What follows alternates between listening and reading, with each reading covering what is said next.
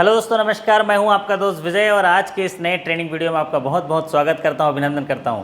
आशा करता हूं कि आप सभी स्वस्थ होंगे और सकुशल होंगे और अपने आने वाले एग्जाम की तैयारी बड़े जोरों शोरों से कर रहे होंगे। जी हाँ दोस्तों, आपके लिए एक अच्छी खबर है कि मैंने सारे पीडीएफ्स तैयार कर लिए हैं, जितने भी स्कीम और जितने भी टॉपिक वाइज पीडीएफ तैयार कर लिए हैं। साथ ही साथ कुछ मॉक टेस्ट भी तैयार कर लिए हैं और ये सीरीज़ जो है चालू रहेगा। तो कई साथियों के ऐसे फ़ोन आ रहे थे कि सर मॉक टेस्ट का जो सीरीज़ है वो प्रोवाइड कराइए, पीडीएफ जो है शॉर्ट्स नोट्स के पीडीएफ प्रोवाइड कराइए।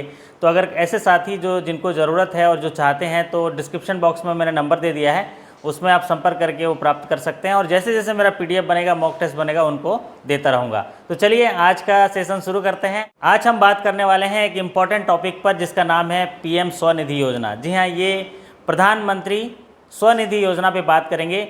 देखिए ना, सब तरफ कोरोना महामारी की वजह से पूरी अर्थव्यवस्था जूझ रही है। ऐसे में एक प्रयास को देखते हुए, आत्मनिर्भर भारत को देखते हुए और जो पैकेज लगाया गया, आर्थिक पैकेज 20 लाख करोड़ का जो पैकेज दिया गया भारत की अर्थव्यवस्था के लिए, उसका एक हिस्सा बनते हुए ये योजना की शुरुआत की गई। 1 जून 2020 को इसको लॉन्च किया गया और यह एक स्पेशल माइक्रो क्रेडिट फैसिलिटी है जो स्ट्रीट वेंडरों का है। जी हाँ, जैसे स्ट्रीट वेंडरों का अर्थव्यवस्था में बहुत बड़ा योगदान होता है क्योंकि ये अफोर्डेबल प्राइस में खाने पीने की चीज़ों को और जीवन की आवश्यक चीज़ों को घर तक पहुंचाने का काम करते हैं। ऐसे स्ट्रीट वेंडरों को भी ये कोरोना महामारी की वजह से उनकी प्रगति में रुकावट आया है। तो ऐसे स्ट्रीट वेंडरों को आत्मनिर्भर बनाने के लिए, उन्हें फिर से मजबूती प्रदान करने के लिए, अपने व्यवसाय को आगे बढ़ाने के लिए कार्यशील पूंजी के रूप में एक स्पेशल माइक्रो क्रेडिट फैसिलिटी दी गई है जिसको पीएम स्वनिधि योजना दिया गया है, जिसका नाम पीएम स्वनिधि योजना के नाम से रखा गया है। तो आइए इसको डिटेल तरीके से समझते हैं। इस स्कीम का नाम है पीएम स्वनिधि। जी हाँ, पीएम स्वनिधि, इसका फुल फॉर्म है प्रधानमंत्री स्ट्रीट वेंडर्स आत्मनिर्भर निधि योजना। जी हाँ, इस स्कीम का नाम है प्रधानमंत्री स्ट्रीट वेंडर्स आत्मनिर्भर निधि योजना।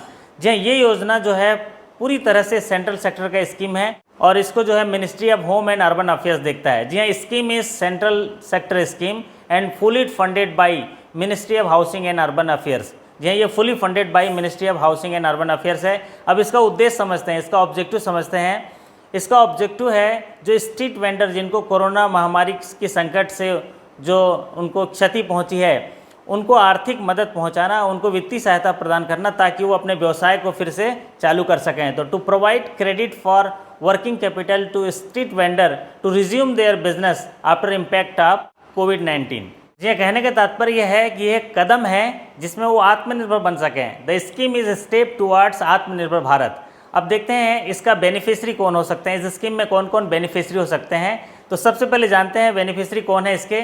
All street vendor engage in vending in urban area as on before 24 March 2020। जी हाँ, वो सभी स्ट्रीट वेंडर इसमें योग्य हैं, इसमें हितग्राही बन सकते हैं जो 24 मार्च 2020 को स्ट्रीट वेंडर के नाम से अर्बन एरिया में काम कर रहे थे। जी हाँ, ये अर्बन एरिया में वो पेरी अर्बन और कुछ रूरल एरिया को भी शामिल किया गया है जो अर्बन एरिया के कार्य क्षेत्र में आता है।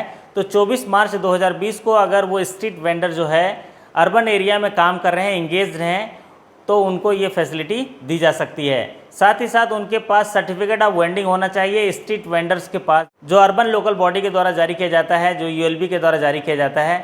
Identity card issued by ULB, मतलब उनके पास आइडेंटिटी कार्ड होने चाहिए यूएलबी अर्बन लोकल बॉडी के पास।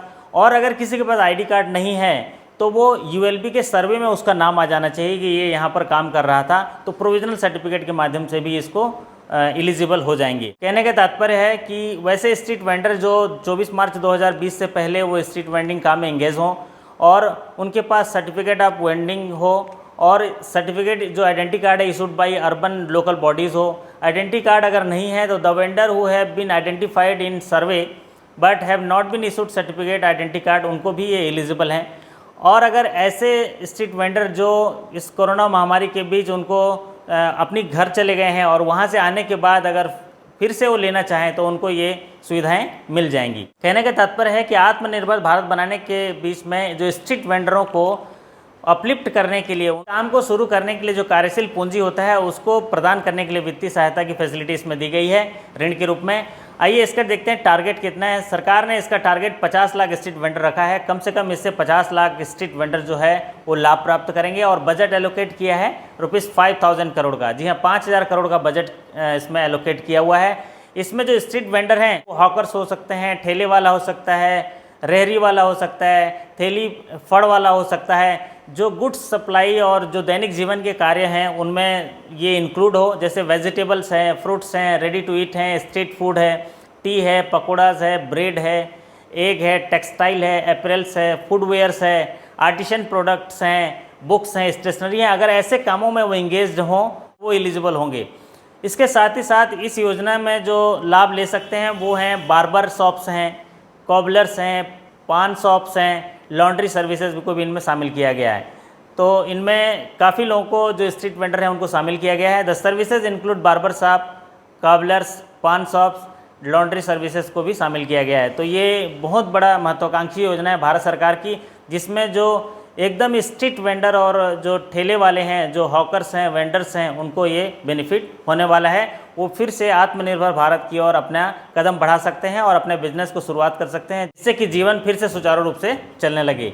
जी हाँ, आप बात करते हैं फाइनेंशियल असिस्टेंट की। फाइनेंशियल असिस्टेंट कितना मिलेगा इसमें देखते हैं। तो फाइनेंशियल असिस्टेंट जो मैक्सिमम इसके मिलेगा वो 10,000। जी हाँ, to facilitate working capital loan up to ₹10,000। जो 10,000 मैक्सिमम यहाँ पर लोन मिलेगा वर्किंग कैपिटल के रूप में, कार्यशील पूंजी के रूप में मिलेगा। साथ ही साथ इसमें जो दूसरी बात मिलेगी, इंसेंटिव मिलेगा रेगुलर रिपेमेंट के लिए। जो अगर कोई रेगुलर रिपेमेंट करते हैं तो उनको इंसेंटिव मिलेगा।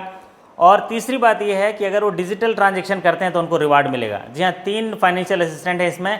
पहला, एक तो वर्किंग कैपिटल के रूप में 10,000 रुपये मैक्सिमम दिया जाएगा। दूसरा, अगर रेगुलर रिपेमेंट करते हैं, प्रॉम्प्ट रिपेमेंट करते हैं, रेगुलर रिपेमेंट करते हैं तो उनको इंसेंटिव दिया जाएगा। और तीसरी बात है, अगर वो डिजिटल ट्रांजेक्शन करते हैं तो उनको रिवार्ड दिए जाएंगे। जी हाँ, आप बात करते हैं कि रिपेमेंट पीरियड क्या है। जी हाँ, रिपेमेंट पीरियड क्या है? ये जो लोन दिया जाएगा विद टेन्योर ऑफ 1 ईयर और रिपेड इन मंथली बेसिस। जी हाँ, 1 साल के लिए दिया जाएगा और मंथली बेसिस पे इसका रिपेमेंट EMI बेस रिपेमेंट रहेगा। अगर कोई टाइमली रिपेमेंट करता है और अर्ली रिपेमेंट करता है तो उसको जो है क्रेडिट लिमिट इन्हांस करके उसको फिर से रिन्यू कर दी जाएगी। जी हाँ दोस्तों, on timely and early repayment the vendors will be eligible for next cycle of working capital loan with an enhance limit. जब वो टाइमली रिपेट कर देगा या अर्ली रिपेट कर देगा तो इन्हांस लिमिट के द्वारा उसको फिर से सहायता दे दी जाएगी। अब चलिए बात करते हैं कोलेटरल सिक्योरिटी की। जी हाँ, कोलेटरल सिक्योरिटी की अगर बात करें तो यहाँ किसी भी प्रकार का कोलेटरल सिक्योरिटी नहीं ली जाएगी इस लोन के लिए। तो no collateral security will be taken for this loan. इसके लिए कोई किस्म की कोलेटरल सिक्योरिटी की मांग नहीं की जाएगी। अब बात करते हैं इंटरेस्ट रेट की। रेट ऑफ इंटरेस्ट जो है as per their prevailing rate of interest है। उस सेक्टर में जो रेट ऑफ इंटरेस्ट लगाए जाते हैं उसी आधार पर लगाए जा सकेंगे।